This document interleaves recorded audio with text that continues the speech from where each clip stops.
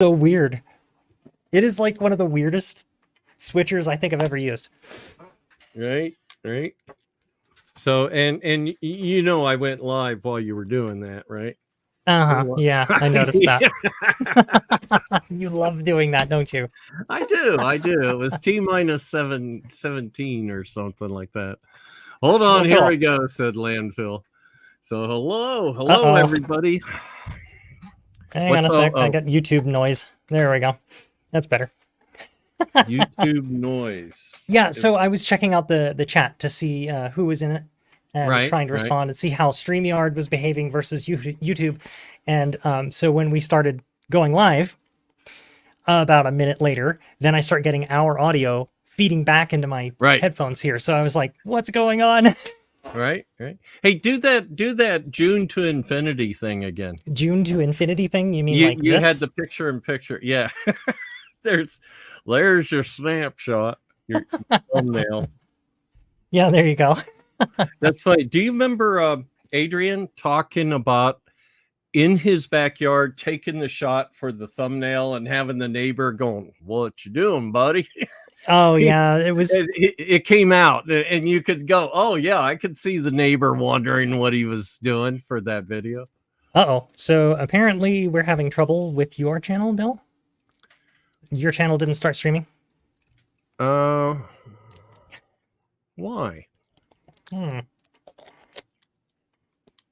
It is a good question. I am watching my channel on. It's working. Kevin says it's working. Okay. Well, if Kevin's saying it's working, then yeah. And Chris says he's watching Bill's channel. Okay. So I would say, Mr. Landfill, reload Bill's channel. Yeah. But yeah, there you go. But you guys tell us. Now, remember Heisenberg, though. You can change the measurement of the video channel by observing it. So that's right.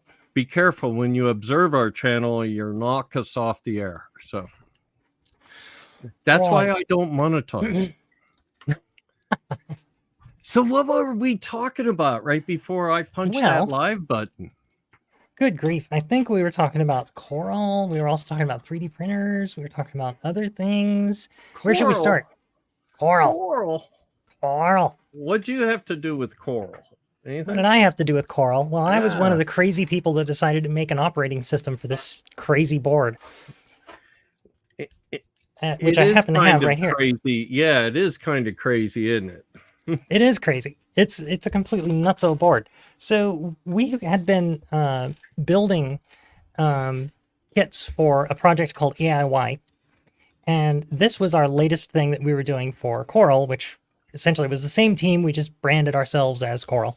And you can see, like, it's kind of a weird design.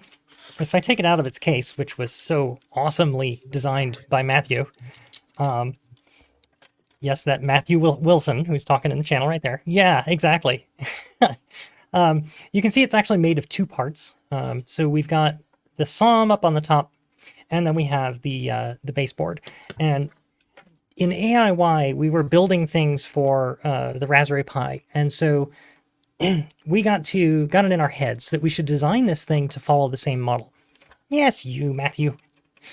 And so this is actually a Raspberry Pi compatible GPIO header.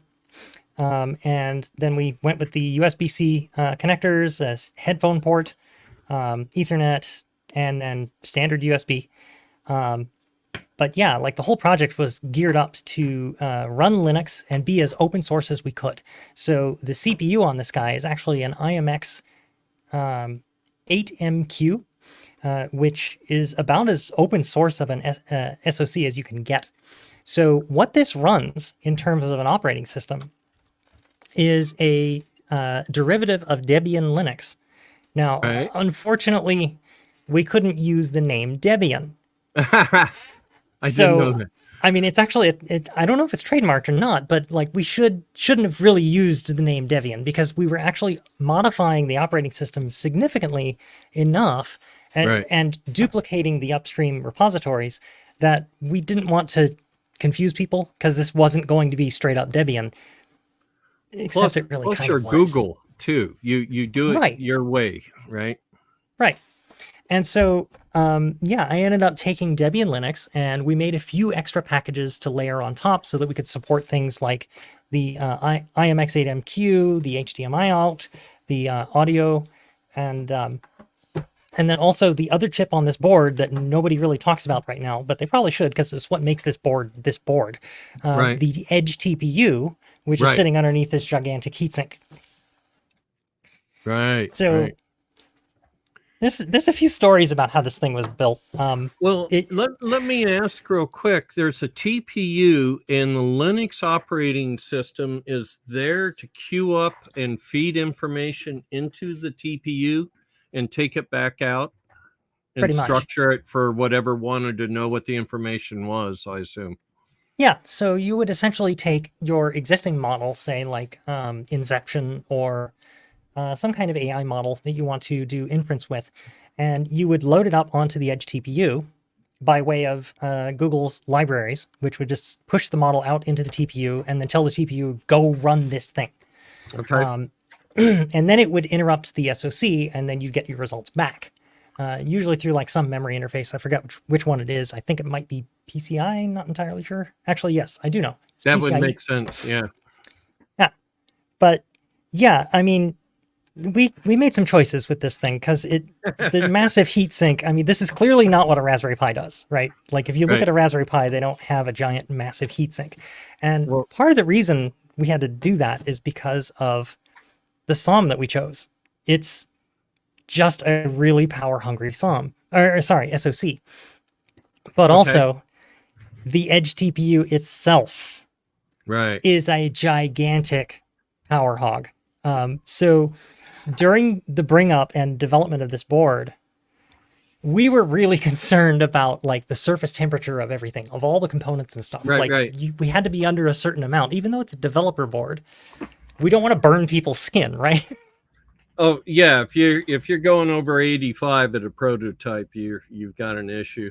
Exactly. So we had to find a way to reduce the heat output of this thing, and at the last minute, we didn't have a good way of trying to reduce the leakage current from the SOC. So Right. the SOC was just pumping out wattage like crazy, but we could control the Edge TPU.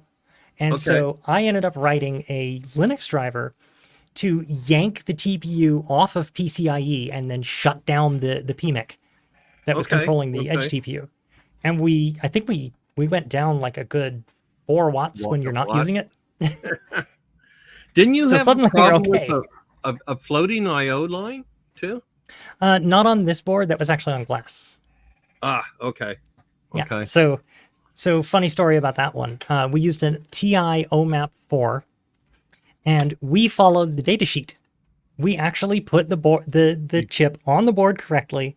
We used their layout instructions and everything, and they said, "Hey, let's just like do everything right. You put some of these pins, you don't give them connections. They're like no connection here and there, and Right. that kind of thing." And then all of a sudden, we started having these issues, like right towards the end of our, I believe it was the PVT run. So inside of Silicon Valley companies, you do your early prototypes, and then you have your engineering validation test, which is just to make sure that the circuits work. Then you Right. have DVT, which is your design validation test, and that's actually talking about the mechanicals. Okay. And then you have your PVT, which is it's like pre-validation. Pre-production. I don't know what production validation test. Yes, so Okay. that tests your production manufacturing line. And Right. so at that point, all of your circuits are supposed to be done, right? The trick was we got to PVT, and nobody could figure out why. We were crashing our SOC. We were crashing the Right, OMAP 4 right. hard. Like it would crash out so bad that it started just spewing out heat. And so obviously, being up here, you end up with some really crispy bacon. So we had to figure this out. And the end result was in a mad dash, we figured out what was going on, and we found out that TI's own data sheets were wrong. The actual solution was all of those no connect pins that we had previously not Right. connected and just left floating, we had to ground them. The minute Right. we did that, it started working. Right. Do you think they were doing something as stupid as oscillating, or was it something more complex like, oh, hey, time to do an interrupt? It's probably oscillations is my guess. Yeah. So we had enough, like the density of the board, like you're talking maybe like a centimeter and a half of height, and then you had like maybe half a centimeter of depth, and Right. the board itself was so crammed full of equipment that we had, I think it was like a 17 layer board or something like that. It was some crazy number. Right. Right. So we had traces going on top of traces. Like it was just one of those Buried crazy, vias. super, yeah, exactly. Super crazy design. It was not HDI, which is what we should have done. And the end result was that just we had tons of noise all over the board. And so having floating pins like that probably was the death of the board, is my Oh, guess. yeah. Yeah. Yeah. Now, in my day, we called the runs, we did alpha, beta, pre-production. Actually, there was pre-production and pre-production, and then we were throwing a grenade. There wasn't much else after that. We would go to production and then do design revisions. But that was on. We're already selling the units. IMX8MQ. This is actually the same SoC that is inside of the Librem phone, like the free phone that came out a while ago. It was like it's like a $700 phone that's made full open source from top to bottom. They also have a heat problem because they're using that stupid SoC. Ah, well, there's your problem. Yeah. Oh, So for a while, I was actually collaborating with them to try and figure out what we could do about that, but neither one of us came up with a good solution. right, right. So, but you got it done. It stopped We being did. hot. That must have felt good. I mean, I know what it's like to sit there and go, it's going to be hot. It's not hot. No, it's hot. Not hot. You're in denial, and then it's like, wow, maybe it's fixed. So You'd yeah, think. I made Yeah. an egg cooker out of a switch mode power supply not too long ago. It was at a Hackaday post or something. No, it was actually something I was working on. The bottom line was I had tried to use one of the newer coils, and it's like, ooh, new compact coil. It starts to get warm. It starts to give up the ghost. It literally is the definition of runaway. The hotter it got, the hotter it got, the hotter it got, and the Wow. inductance is going to crap. The capacitors on the output were going to crap. So, yeah, I put a big coil and doubled the capacitors on the output. All good. Cool. Yeah. And that's analog magic to me. That's something I'm still trying to figure out. Yeah. Yeah. Didn't you used to watch a creek or something? You said when you were young. A creek. So we were talking about water flows, and that's, I think, where I learned something about computer flow was playing in a creek and Oh, watching the way turbulence flow and eddy off, because eddies are a real thing in what we do. that's what I heard from some of my double E friends, Yeah. including you, just now. Well, we thought in the old days that when we gridded the grounds, we thought we were breaking up eddies, and Oh, no, interesting. Huh. I don't think that turned out to be true. So that's actually really interesting. I've been wondering about that because there's a lot of deck boards that I have that use crosshatch patterns for Right, the copper fill. And I've right. always wondered if that was because they were like trying to reduce stress on the board or if they were trying to figure out something else. Part of it is manufacturing, I believe, and it's just to balance so it's not just huge sheets of copper back then, versus a blank part of the board would get over etched. Right. So, but Hmm. yeah. Yeah, the whole thing, acid in the corners, been there, done that. It's not a problem anymore. So Okay. back to the coral. How long did you guys have to do this thing? Oh gosh, I think I want to say maybe a year. We Okay. had a fair amount of time to get there. So before this board, we brought up another set of internal boards. Right. So we were a rapid prototyping team inside of Google Research, and Okay. the whole point of our existence was to actually build hardware for the AI Quickly. researchers so that they Right. can have something to test their theories and their designs and stuff on. And That sounds fun. it was a lot of fun back then. It really was. Not so much now, but it was definitely a lot of fun then. And But it sounds fun this back then. board, It's like, we had several teams that were trying to use this board as the brains behind some of their projects. right. Um, and I think we even had, yeah, we had a lot of real early precursor things to things that are coming out now that were built on that board. Right. Right. Oh, that must have been cool. It really was. It was a lot of fun. And So, we were talking. Go ahead. no, go ahead.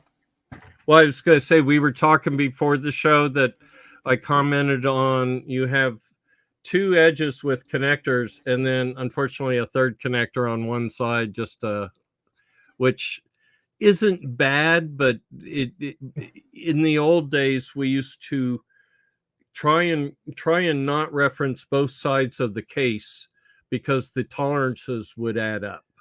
Right. And the other one So, was for the board holding capabilities. You sometimes you needed the fingers to grab room. So Matthew found a really neat way to solve that problem with this Okay. design of this case. Well, So it's got this outer ring and it sort yeah. of grabs on. And so the end result is that the tolerances aren't too bad. Um, yeah. And aside from my clumsy fingers getting this thing on, once it's on there, you can see like it actually fits really well Right. because of that gap up on the top. Right.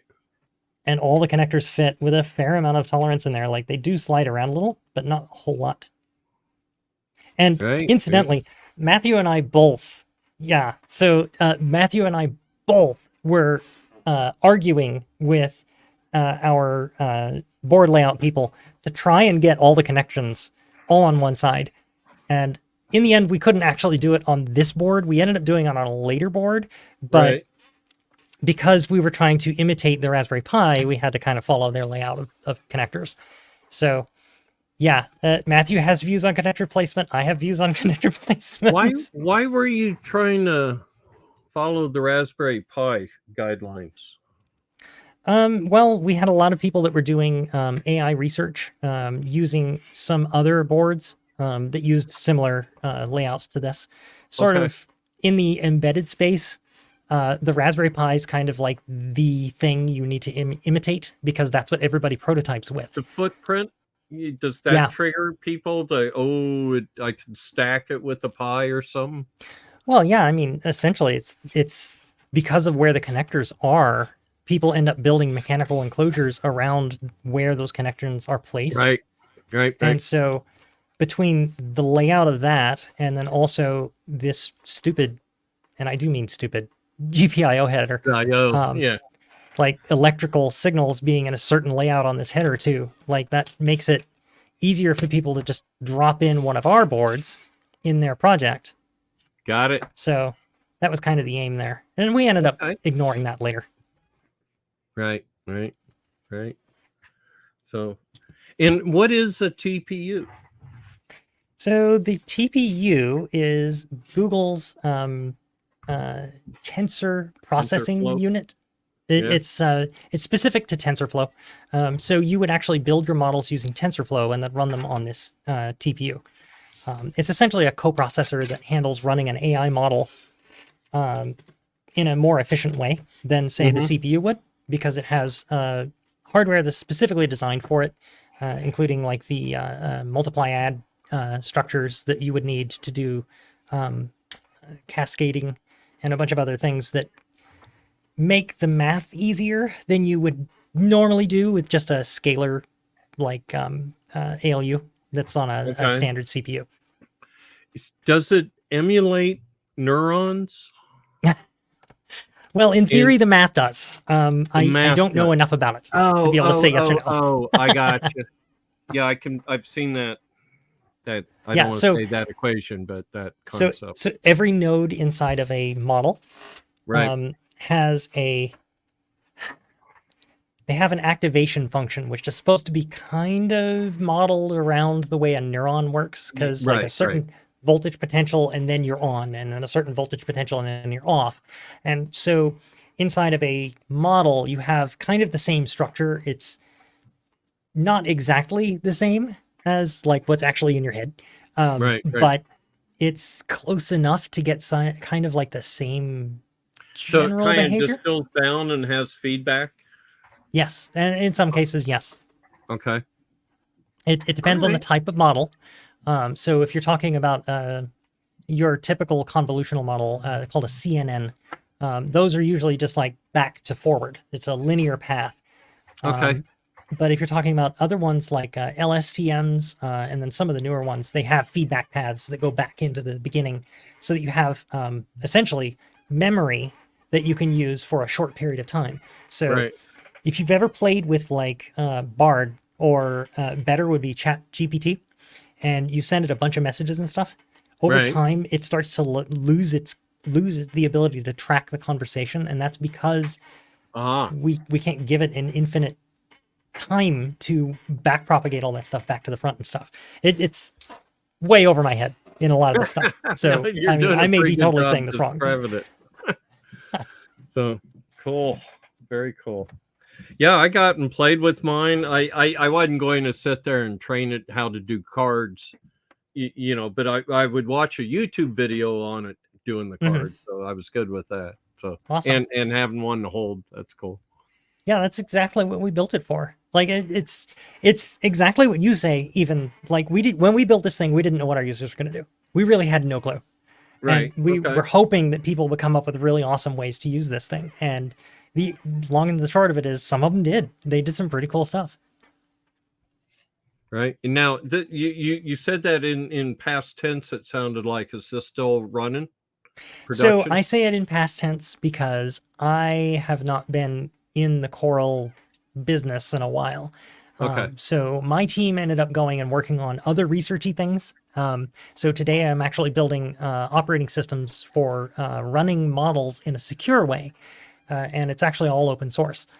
And I Okay. say that the word secure kind of like with a careful nod towards what security is. So security is a process; it's not a state.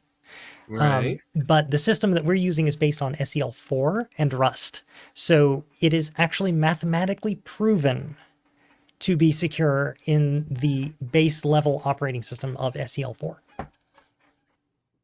So Mathematic. essentially, sorry, go ahead. Hmm. I've not heard the phrase mathematically proven to be secure. Is that Ah, a risk assessment um so, statistic? well, not really. So this is actually more like logical proofs. So if you've ever used a logic solver like Isabelle, Right. So unlimited state machine testing on all the stimulus yes, and deriving it down, exactly. including So time. So it has states. Yeah. it is not hacker proof because you still have certain constraints there, right?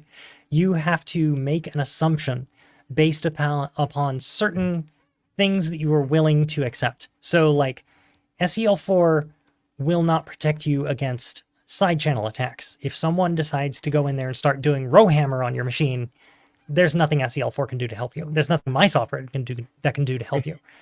Spectre, Meltdown, you're done. Like those are kinds of things that we have to just accept as being unsolvable for the short term. Right. But it does have proofs based upon a set security model. So like SEL4, after still have flyers and rubber hose. Exactly, Charles. Exactly. Good to see you too, Charles. I haven't seen you and haven't heard from you in a while. That's awesome. So Charles and I actually started. Well, I don't know. I don't remember offhand when Charles started, but when I first started at Google, Charles and I were in sysops together, and Okay. we were just like doing all kinds of crazy stuff inside there. we actually maintained all of Google's corporate infrastructure. That's too cool. I Yeah. was I was going to start introducing you as used to know the root password for Google. At one point, we actually did where we had somebody had printed up shirts that said, "I have root at Google." That has not been true for years at this point. So we went through like this crazy, yes, we went through this crazy period where we went totally nuts on trying to make everything secure as a process. So Right. we do a lot of things to make sure that people do not have root at Google. So Right. Right. all Right. your data is safe. In other words. Or and as I asked one time, is even the concept of root going away? Is it does it all distill down to one origin of authority, or is it layers of API and stuff? Oh no. What's laughing at? CDI, are you Mark Merlin? I gotta know, because that would just blow my mind. So there's a whole cadre of people at Google that I started with in sysops, Right. and like we all kind of have like this real strong bond between each other. Okay, so it's not you, CDI. Gotcha. But Mark Merlin was also one of the sysadmins at Google. Brilliant man, and one of the best people I've ever worked with. So Well, cool. a Cool. lot of good feels there. Yeah. Oh yeah, you remember your brothers and sisters, like, yeah, that you Yeah. walk through the fire with? Absolutely. My best friends are still the old Commodore crew. Yep. Yeah. And as I've said, if one called, I'd drop whatever I'm doing and get in the car. I wouldn't even need to know why. I won't tell them that, because then they'll use it to mow their lawn or something like that. So, or shovel the driveway. So, but So no, I'd be there for them. so you say like the adversity sort of breeds Oh yeah. camaraderie, and I have a fond memory of being in Ireland for Right. sysops inside of Google, and we had somebody in our data center downstairs for the building doing something with the electricity, and that took down the entire rack of machines for that office. Right. The office manager went down there and then started unplugging power cables and then replugging them because he was freaking out that we were losing money because everybody was down. I was the only sysop on site, and I was struggling to bring everything back up while this guy's doing that. And I was talking with people over IRC internally to try and bring everything back up, and it was just a complete nightmare trying to do that. But the adversity made good friends. So like I knew who to talk to. I knew Right. like Right. who to work with, and we finally got the thing up after a couple of hours, but it's just like, oh man, just the craziness that happens. Yeah. Yeah. And I've seen that just from doing network consulting. You get the cleaning people symptom, where they go through unplugging different ones, or Yes. the popcorn syndrome, which is you pop the breaker, popping the corn in the microwave, Oh, no. and get the wrong breakers trying to find the right one. Yep. Yeah, seen it all. Yeah. Yep. So yeah, we opened the door and there's a kid from the Coast Guard just plugged randomly into our rack, and we had to not we had to work hard not to kill him. It was just Reasonable. I mean, yeah, but that is physical definitely a action. firing offense. Yeah, yeah, I yeah. don't know if the office manager got told off for that, but the site sysops manager went into the room. I said, "Colm, please help me. This guy's really having trouble." And he ended up walking the guy out of the room, and I don't know what else happened after that. Right, right, But that right. was interesting. Yeah, yeah. That sounds. Isn't it funny what causes some problems too? I remember an AOL outage that was caused by two teams doing maintenance at the same time without Oh, no. knowing it.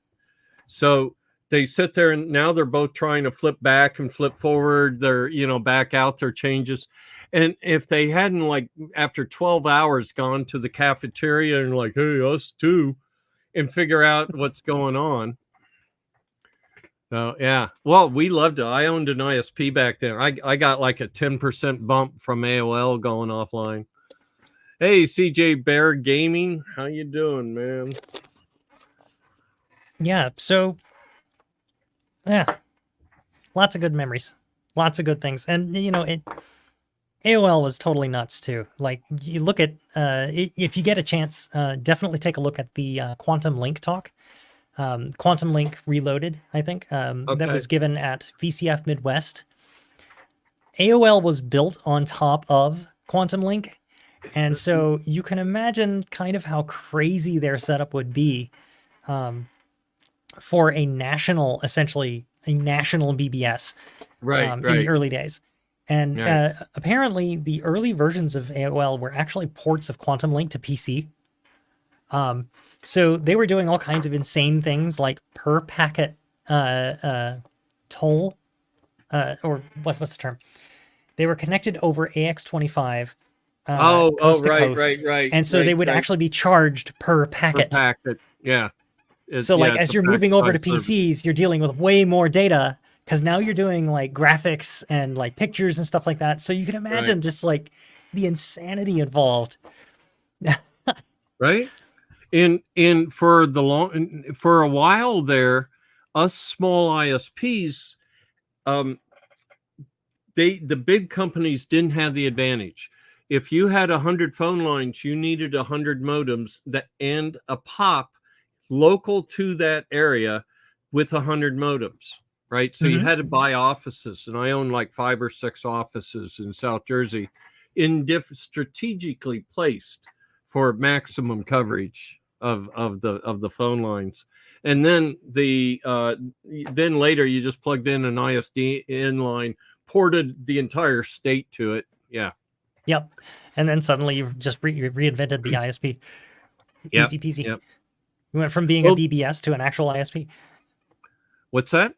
I said you would go from being essentially a BBS to an actual ISP. Yeah.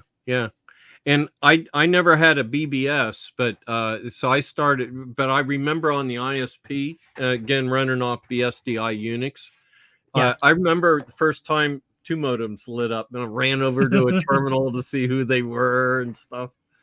So it's like, oh, maybe this will work. So did you run SLIP or PPP, or did you actually have people have PPP. Shell access?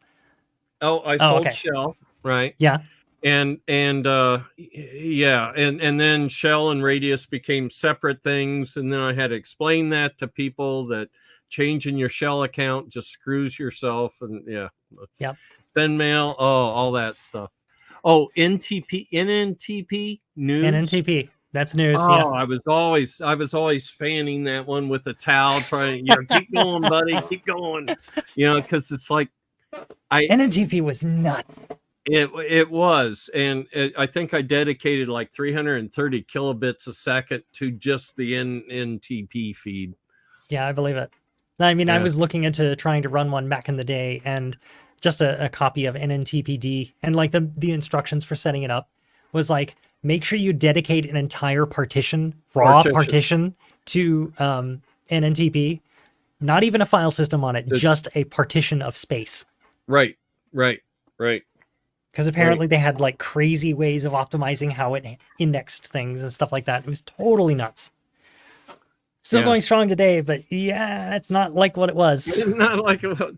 20 years ago, we had NNTP and we were lucky to have it.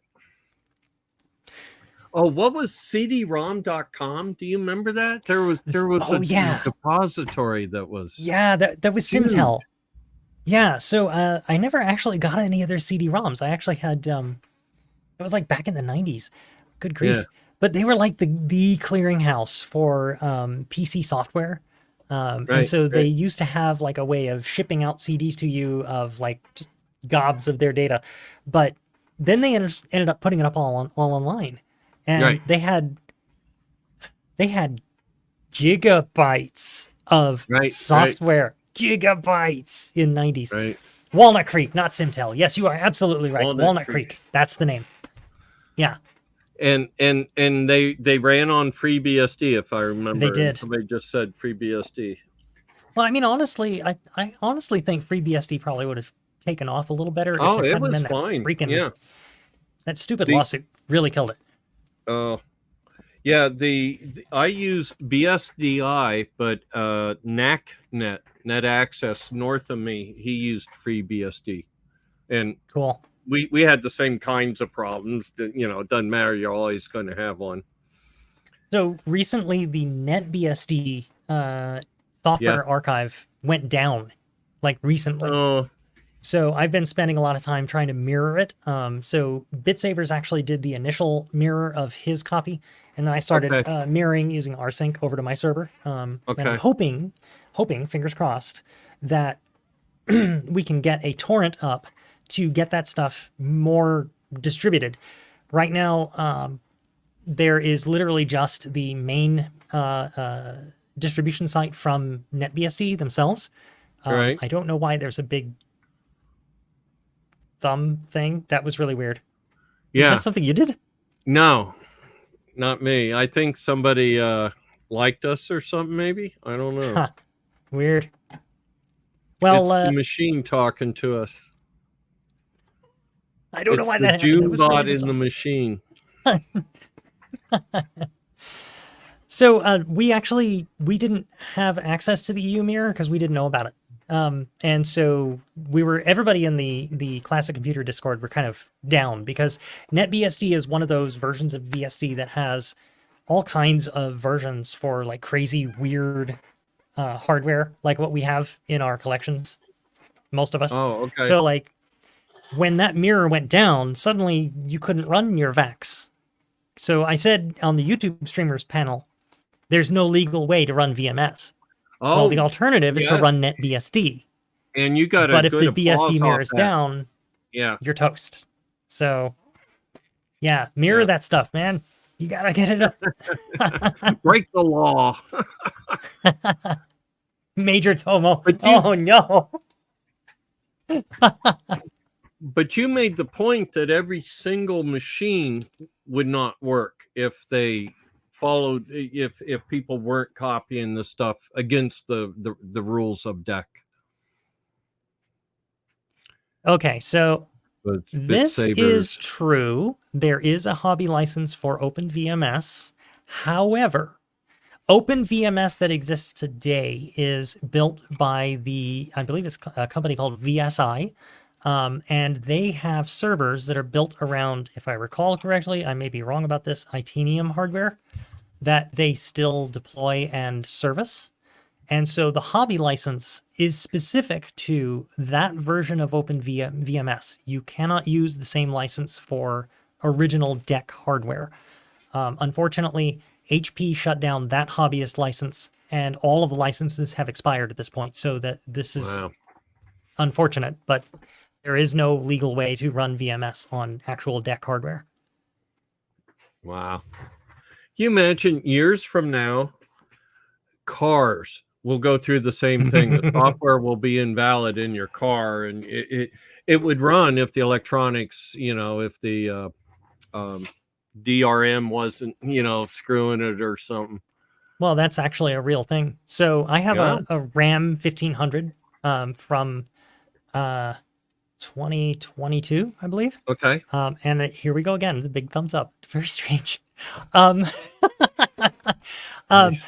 anyway, that machine has essentially a web services thing that will give me the ability to remote control or remote start my car. But unfortunately, that's a pay for subscription service.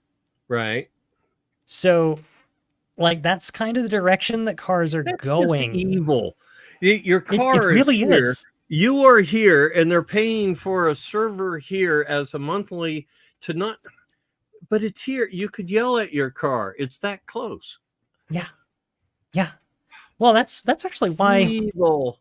that's why this is so important, right? Because this lets you do things like run AI locally on this device physically. Like you can actually grab it and it's actually got Right. the AI on it. And so like we need more projects like this. We need less cloud things. We need more hard physical things that we get in our hands like this. And I just don't know how to get people to build more physical artifacts like this. Maybe I should just like buy a bunch of dev boards and throw it at people. Make 3D printers work better. Yeah, so follow on to that story is kind of interesting. So Okay. you can see how fine this print is. It looks really, really nice, actually. Matthew did an amazing job running the printer. You can see this was done with a 0.4 millimeter nozzle using a Prusa i3 Mark III's, if I remember correctly. Matthew will probably correct me if I'm wrong, I hope. But yeah, like it looks pretty nice, right? Like it actually looks almost like injection molded plastic, aside from the ribbon on the side. And that's pretty cool. Like the Mark IV is a really good printer. And I'm kind of following up that with this. So this came out of my Prusa XL, which we talked about in the last stream. And you can see it's actually decent. I mean, this was a draft print that I did. Right. But the thing I didn't realize was that the Prusa XL uses a 0.6 millimeter nozzle. And so the end result is that you can see a lot more imperfections, a lot more obviously. Right. But the advantage of this thing is that it doesn't bleed color. So this was actually a multi-material print. I used 2 different PETG filaments, which is probably half the problem. But this guy doesn't have any like green bleeding into the gray. And so if I switch over to another print that I did, a multi-material print on my Mark III S, you see I've got white here, right? Right. Let me see if I can get this a little better on the camera. Oh, why is that not working? Okay. Well, we'll just have to manually do it. So, like, I've got the red there, and it looks pretty good, right? Red and white, you know, the striations are pretty decent. Right. But then if we rotate this way, you can see there's a big red streak. And it's a little hard, a little bit faint, but in person it's a lot more obvious. But that red stripe right there, that's what happens when you have a mixing nozzle. And on my i3, I've got the MMU2S, and it just uses the same nozzle to put out the plastic. And so when it did that red piece, it then still had some red in the white, and so it just turned into a mess like that. Whereas this guy doesn't have that problem. Right. It's a nice, clean line. And even down in here, it's very, very similar. You know, very clear, distinct separation between the 2 colors with no bleed. So, yeah. Very cool. Yeah, it worked out pretty good. We should find a way to light that. But like your radioactive green, so it just glows at night type thing. You know, a little thing like this is kind of nice, right? Like, it's pretty cool. But this is a Prusa XL. This thing is as big as my palm. So I went and gave it a torture test.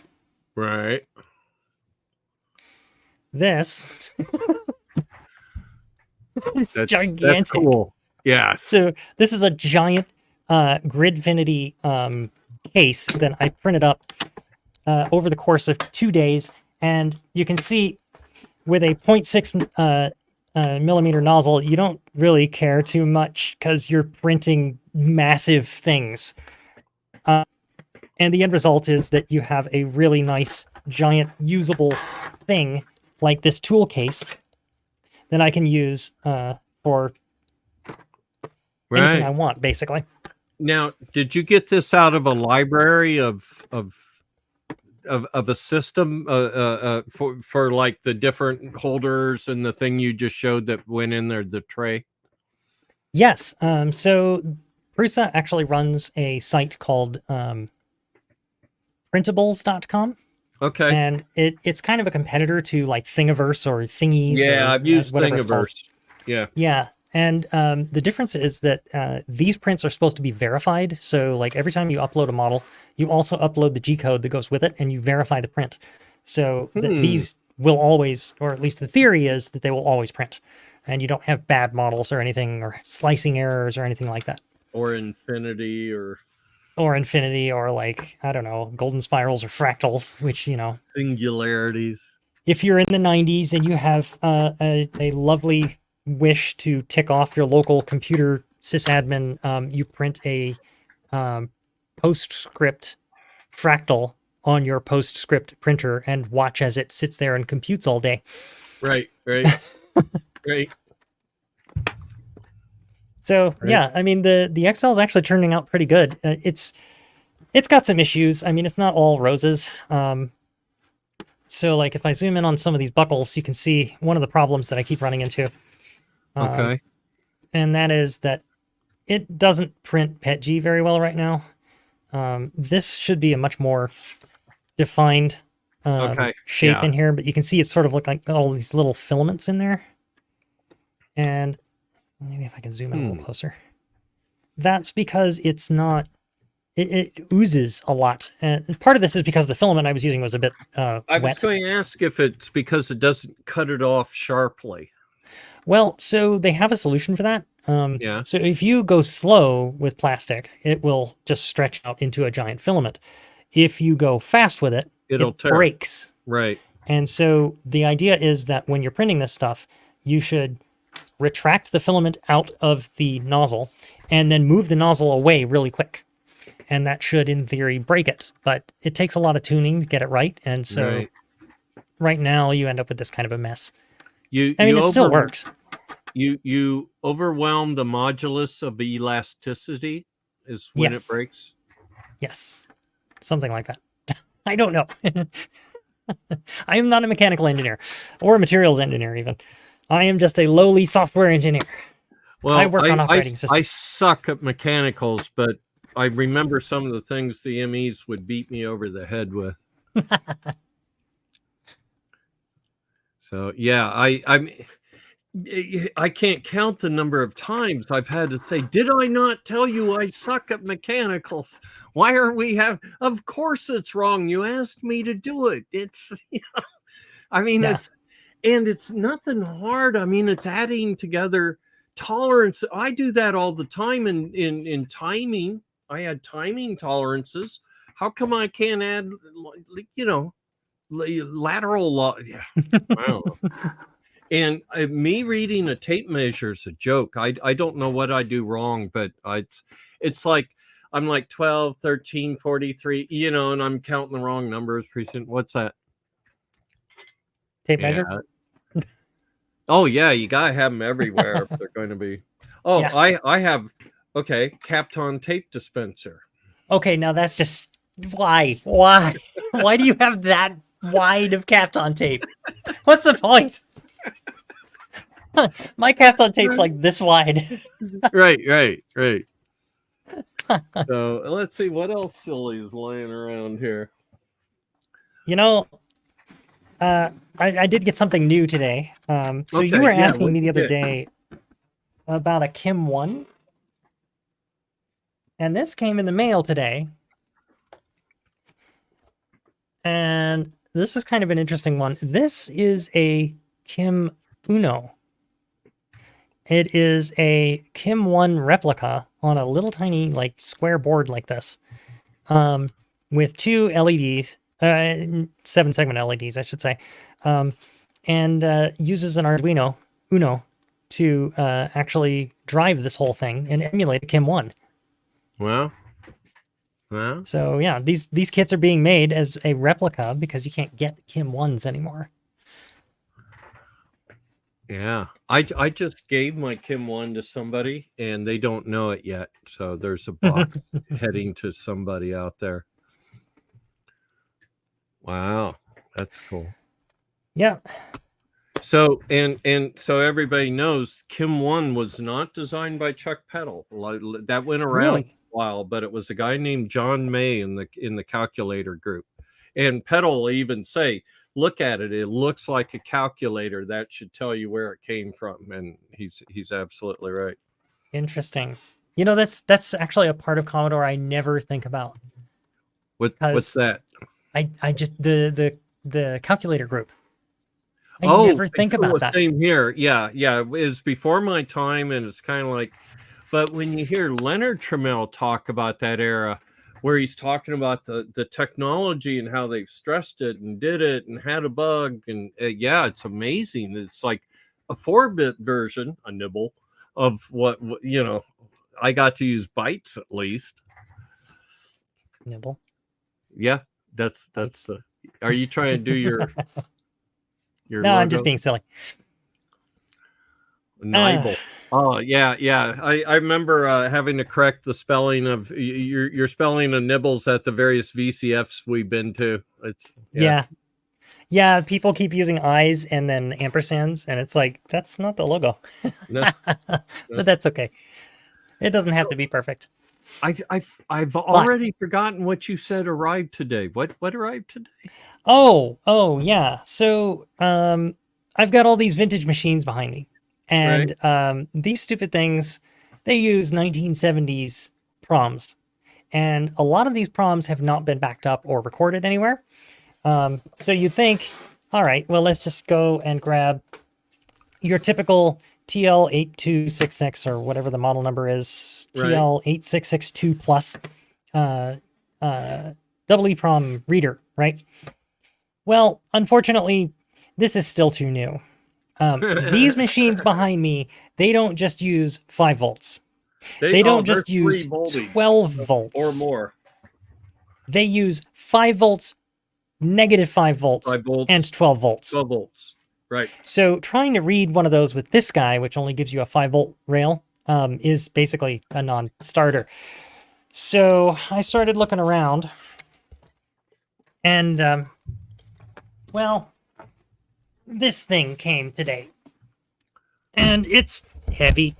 Yeah, yeah. I was gonna say that's the June heavy noise. Yeah, this is the June heavy noise. It's about as heavy as some of that Thanks, equipment Tommy. behind me. Yeah. So this is a data I/O. Yeah. Now, these things are really hard to find these days, and they're Yeah. freaking gargantuan. But this is what's called a data I/O Series 20, I think, if I remember correctly. And then bringing this off, you can see the gloriousness that is a prom programmer from the 70s. The gloriousness. And I do mean gloriousness. These things are awesome. All hail the data IO. So yeah, even though it has a keypad, you would Right. never actually ever use. Well, I mean, okay, Well, you would there's use this keypad, but you wouldn't use it for like doing a whole lot of programming. there's a story in my book about standing at that keypad typing stuff in, I believe it. but it was an unusual circumstance. And I made sure there was an audience so that the Mhm. word would spread I had done that, so I had a little PR going, These things are super obtuse. You'll notice it's got this black spot up here. There's no display. Right. It's just style. Yeah. So you just have to tell what it's doing by these LEDs. And using this interface is not exactly the most intuitive thing. It's actually quite confusing. So the fact that Bill was able to get it to work at all is actually quite remarkable. Yeah. No, I remember being able to go to whatever address, whatever memory, change it, insert. I may end up picking your brain on that later. But the cool thing about these guys is not that it has the crazy voltage things, Right, but right. like, you see this? It's not like the TL866 where you just have one thing. Like, you've got this connector for 24 pin and 28 pin proms. Right. Then you have this one for 40 pins, and then you just pull this out and you replace it with something like this. Right. And now you And can the do a bigger totally different unit- family. Yeah, and the bigger units had just insane modules they could put there, and they could program like military encrypted PLDs and stuff, where the PLDs in the module are themselves encrypted. Yep, exactly. Crazy stuff. And Yeah. this being a prom programmer, it will also do EPROMs, UV erasable ones, and it even comes with its own little UV eraser. Little eraser. And you're supposed to actually put the chip up into this little chunk of foam. It's kind of hard to Oh, see. okay. I got it. But yeah, there's a chunk of foam here, and then you put it down. But I do find it amusing. The bulb down here has a really amusing piece of text on it, All right. and that is, yeah, there it is. So get a little closer. It says, "Never look into the burning." The burning. Ah, my eyes. Never look into the burning. So, yeah, that's going to be kind of the new How do you watchwords, know I think. it burns if you don't look into it? I mean, come on. So that was my find, and it that's arrived very finally. cool. So now I can actually get those stupid EPROMs imaged. But there's one other side problem with this thing. It really, really needs to run plugged into a DOS machine. It will not work with anything else but a DOS machine. So I have to put together a PC that runs DOS with their software on it and everything, and it is notoriously finicky. I'm sitting here thinking if you need a PC or can you dump it into some virtualized environment on an Arduino? Yeah, I know, would love to do that, but yeah, but the UI is on the PC. Those right, those right, buttons are not a UI, right? So, right, right. So here's my little EEPROM eraser that I got off probably eBay years ago. yeah. No warnings about not looking into the burning though. Oh well, I should get Google Translate out to see Oh what that no. says in case it might say that actually. Do not look into UV light with remaining eye. Yeah. If you can read this, you're blind. Just not yet. Something like That's that, like yeah. the people go mountaineering, right? Take their goggles off, put the goggles on, and it's like, you don't know, but you're already blind. You'll just takes 4 hours. Yep. Well, Right. I think that's all I had on this side. No, Unless you wanna... got something else. I do? You got 2 of them actually. Two of them. The Pie of the Month Club. Oh no, I didn't bring those in here. And I'm not gonna go run them, but no, yeah. they're only Pi 400. You just go look one up on the internet. Yeah, No, exactly. I sent one to June as a joke, and they sent me 2, so I had to buy her another one, and she gets 2, and it's like. So I have 3 Pi 400s. One of them is 2 of them are Japanese, courtesy of Bill. So yeah. I figured you already had one, but I was going to be like, I told you I had one. I don't. But these are Japanese. I don't have one Japanese. I have Bill Herd disease. We've talked about that. I think. Maybe I imagined that. Maybe you did. Maybe you didn't. I don't know. Let's see. Usually, I just look for puddles of drool. And then I know, yeah, I've had a blackout. So, I suddenly come to and big puddle. It's how long was I out? Even the cats are laughing at me. I believe it. So I can't wait for another VCF in 10 months. Yeah. That's a long time coming. But in the meantime, we have Quartz Fest. Yeah. So Quartz Fest is actually a ham radio thing out in Quartzsite, Arizona. And we're going to plan on going out there to hang out and do some ham radio stuff, maybe do some electronic stuff, and just have some fun in the cold desert. Would they have like sample ham tests just to see like how well you would do if you were to test?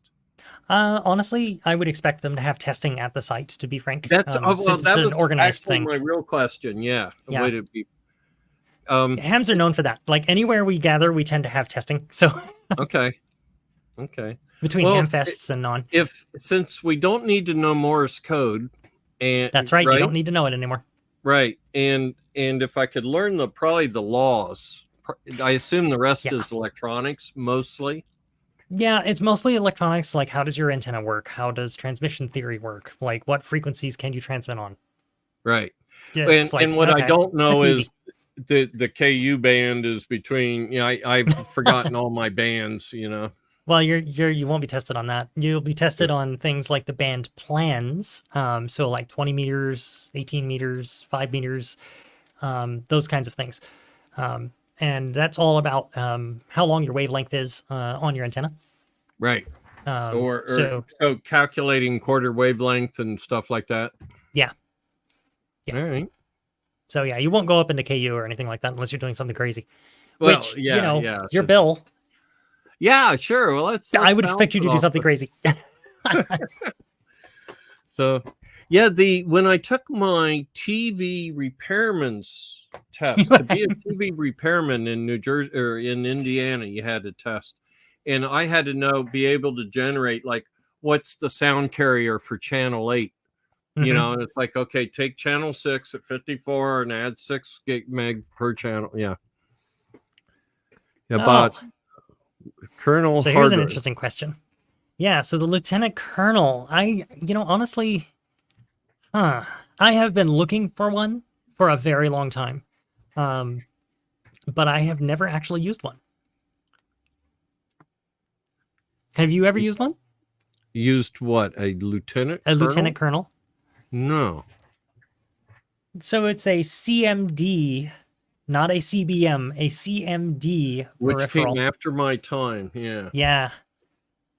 Yeah, it was a weird one. I was going to say that was my trauma and medical phase. Was when CMD was out, I was off doing something else. CBM was out.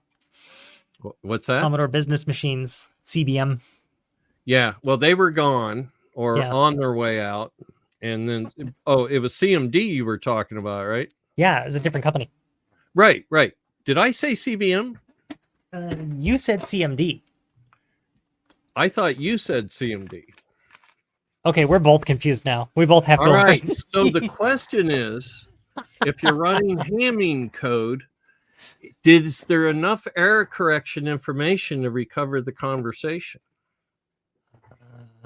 What's a Hamming code? Isn't that the early error correction things from hard drives? Yeah, I think that's actually Fire like codes really and early stuff. Hamming? Yeah, Yeah. I'd have to go watch some kind of math, I'd have to go watch Ben Eater again because I think he's got a thing on error correction and how it works. And I don't know if he covered Hamming codes or not, but definitely shout out to Ben Eater because like he's taught me a few things that I didn't know. Worth a watch. When I He covers think parity of at least. things like Hamming codes, I think of exclusive OR gates and latches. Mm-hmm. And the juju is how those are wired, basically. Yep. Yeah.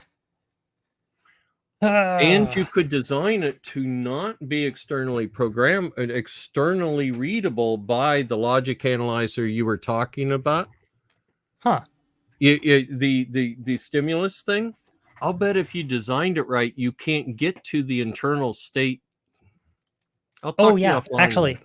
Yeah. We should. Yeah. Because it's like, we're so involved with design for testability. I haven't designed for not testable, Yep. And that's, so there's a whole conversation to be had about how do you protect your IP if you're building overseas?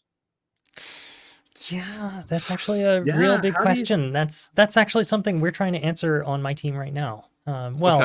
Okay, not my team, a parallel team that we are using the artifacts from. Okay. So, yeah, there is some existential questions there because, like, once you've got your silicon, and then you send it over to an overseas foundry, it can be read. Yeah, it can be modified without your knowledge. So, how do you protect against that? So, it's a real and present problem. This is actually very similar to the super micro problem because it's the same level of nefariousness, if you will. Like the super micro problem was Supermicro is a manufacturer of PC servers, modern servers. Right. I loved them. Used them for years. Yeah, but they're a Chinese manufacturer, and they have been caught adding components to their boards that shouldn't be there. That's right. They're like, what is the sniffer thing Yeah, on one of the external connectors or something? right. So like it was just something that looked like a passive, but it was doing a lot more than just passive work. Right. And so that was kind of like big alarm bells. Now people are thinking, all right, well, we just found out that motherboards are being tinkered with that way. Right. What are they doing to the silicon that we're sending over there? We can't Right. even inspect that. Right. All right. Not So, without doing deep forensics and stuff. right. So like you can get into doing all kinds of crazy things like you can the what's the term? You're dealing with electrons, so there are certain properties about electrons that you can bank on as means to detect modified silicon. So, like if your software detects a certain amount of voltage in a certain area, then you can know it's been modified. You can do certain other checks to make sure that your silicon is safe. And then you get into doing like crazy things like public key cryptography chains to verify like all the parts all the way down to the end. Right. Right. And I'm It sitting gets here thinking really about wild. the first thing you said, where I'm visualizing a heat map out of the EMs, out of the electron density of the silicon changes you were talking about, Yeah. differentiated against the sample or something. Although when you start getting to some of the modern node processes, it gets a lot harder to see that. Oh my God. Like No, you talking those 7 nanometer, you're done. You can't those do it. things don't even work. It's all a rumor. What? You know, hey, that you're not wrong. Like we in terms of silicon stuff, like now you're starting to talk about like we're on the edge of understanding how some of this technology works in some cases. Like Yeah. when we were working on Coral, Right. we had some DDR RAM on the SOM, right? Okay. And DDR RAM is like one of those weird chips. Like it has its own protocol for communicating to the chips.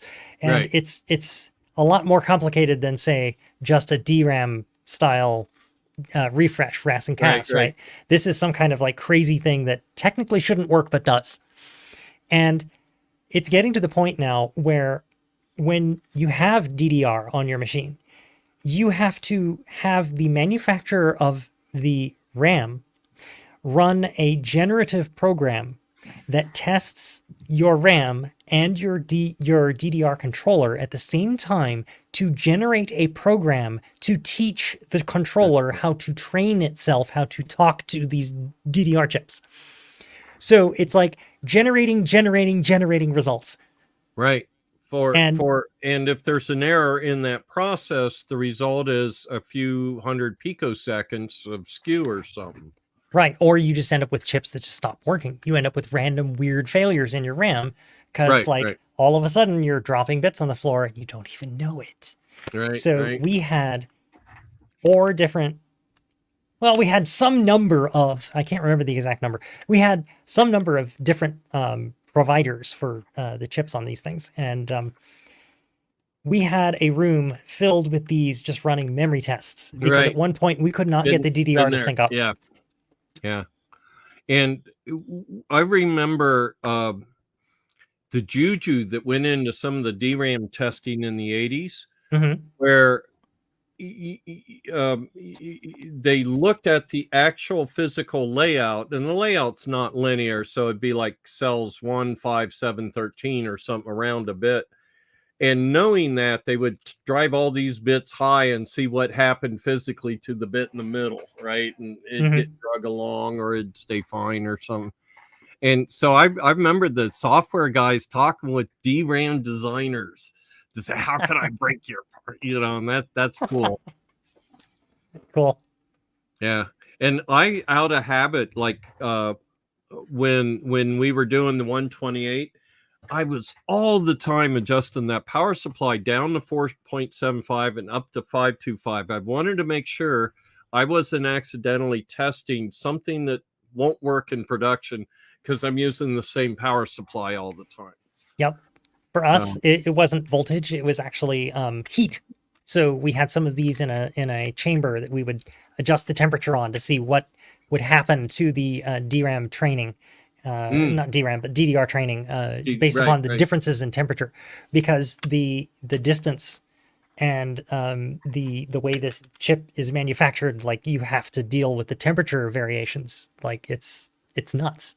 Your voltage is Mhm. almost always stable because you got a PMIC in there, but Right. And temperature is enough to throw it off. you try and lay out on isothermal lines and stuff, and yeah, but it's still a Yeah. it doesn't work. It's rumors. I say the same thing about floppy drives. I've seen the video signal coming off that head. There's nothing there. That's right. It is a Saddle video there. signal. It Yeah, totally it's is. noise. Yeah.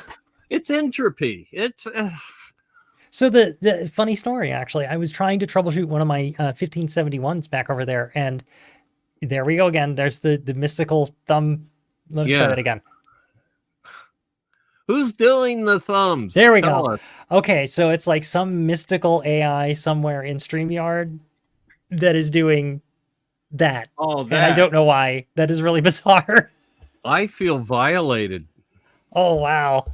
Does it do They're it on this side? watching my motions to. Yep, there it goes. Okay, How one more come I time. can't do it? Oh, because it doesn't Oh, recognize no. that as a hand. What'd you do? I did this. Okay. You know what? I wonder if yours is enabled and mine isn't. You know, I actually think that probably is an Apple thing. Now that I think about it, because this is running through Apple's firmware. So who knows? But with Apple's that, evil, right? we are now up to an hour and 11 minutes. I think we are actually at time. Yeah. You ready to go to bed? I think it's time. I just got back from SamSat, so naturally I'm very tired. Didn't get a lot done, but hopefully next weekend we'll have something interesting for everybody on the stream right now. Stay tuned. She likes to do that. I don't want to people. And when she says one thing, she means three things. Maybe. We'll see. It depends on how things are going to work out. But yeah, it could be very, very interesting if people are interested in vintage computers and getting stuff up and running.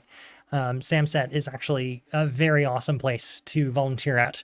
I strongly recommend it. Maybe you could even stream from there someday or something. Dang nabbit, you let the secret out. You didn't have to agree.